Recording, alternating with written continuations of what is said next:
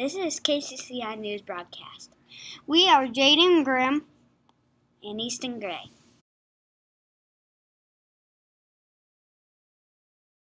We are live in the Sri Lanka rainforest. We are researching the strongest animal in the Sri Lanka rainforest. Back to Jaden. We determined the strongest animal is the leopard. It weighs between 124 and 170 pounds. How fast does it run? It runs up to 35 miles per hour. What does it eat? Wild boar, of course. We will be back at 10 o'clock sharp on KCCI News.